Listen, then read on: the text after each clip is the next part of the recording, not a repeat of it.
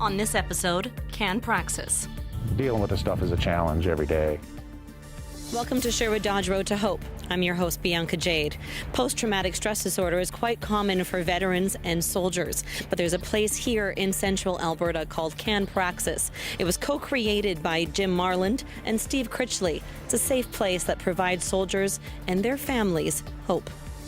The realities of PTSD is it's not a 9-to-5 affliction. So it means that when someone is there and they have the courage to reach out and say, you know what, I think I could use some help, we're there. Post-traumatic stress disorder is actually something that can be a little challenging to define. Individuals who are suffering from depression, anxiety disorders, becoming aggressive, withdrawing from society, can also involve flashbacks, nightmares, and it has a detrimental effect on a person's ability to survive day to day. I've spent 28 years with the Canadian Armed Forces. During my time in uniform, I've spent time overseas, spent time in Bosnia in '94 during the Civil War in Bosnia-Herzegovina. And after a couple of years, I was able to move forward in developing a second career, as it were, in conflict resolution and mediation. You're a good boy, aren't you? Can Praxis is a program that helps veterans and their spouses who are dealing with PTSD, and specifically to help with the environment of learning and understanding how PTSD is affecting yourself, your spouse, your family. We're using horses, and horses are helping to provide the instant feedback. Horses, as a herd, have a chain of command. That's built right in. That makes it easier for our guys to understand what's going on. And the thing that's most important for us is horses, as a prey animal, have developed over evolution the hypersensitivity, the hyper-alertness to what's going on around them. I've not been diagnosed with PTSD or OSI, but I know I've got baggage. It was the realization that when I was acting up, my wife would look at me, give me that look, throw me the halter and say, go talk to your horse. And if I wished to go talk to that horse, that meant I had to lose my attitude. I could no longer be aggressive or obnoxious. I had to relax.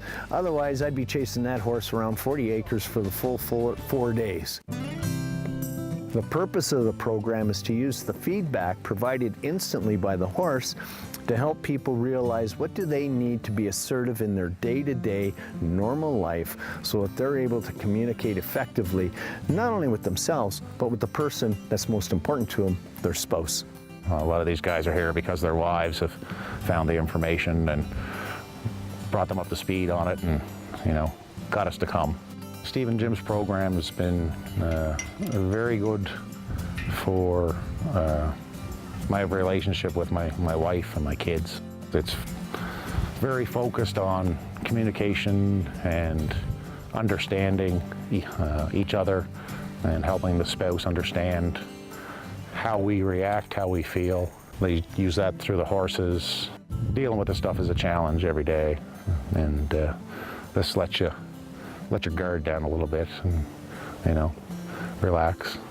And it's been an eye-opener. Phase 1 is where the veterans and the spouse attend together. Phase 2 is what we're doing here today, is where either the group of spouses arrives or it's a group of veterans that arrive. And for 3 days, all on their own, we're teaching them how to ride and care for horses, providing an environment where these individuals meet with each other and realize they're not alone. You can tell a guy you've only met for an hour or two things that you haven't told family or spouses, or it's good.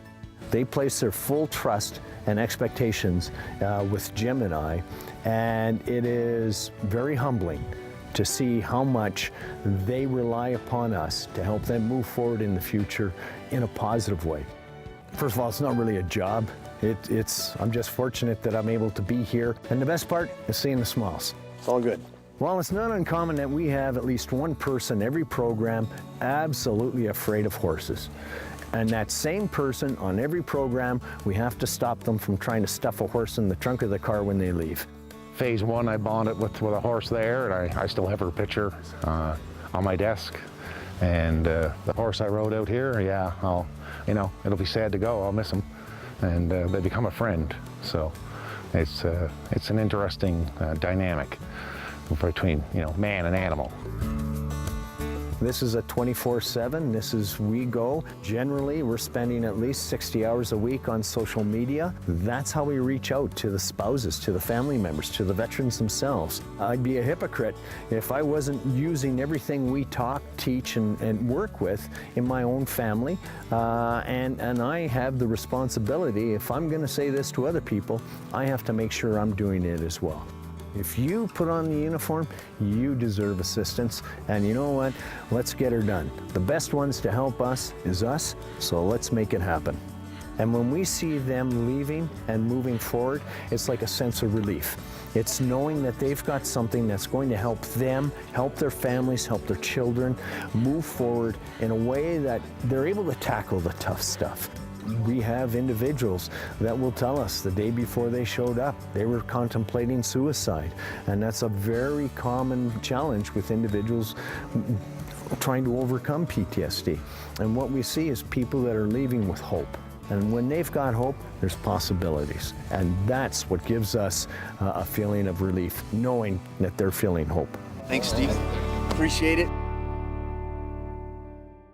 Dealing with post-traumatic stress disorder is difficult for an individual and their families. So this program ends with couples going off on a 3-night mountain ride. To learn more about Praxis or the work that they do for post-traumatic stress disorder patients, please follow the information on your screen. You can also go there to donate. Thanks for watching.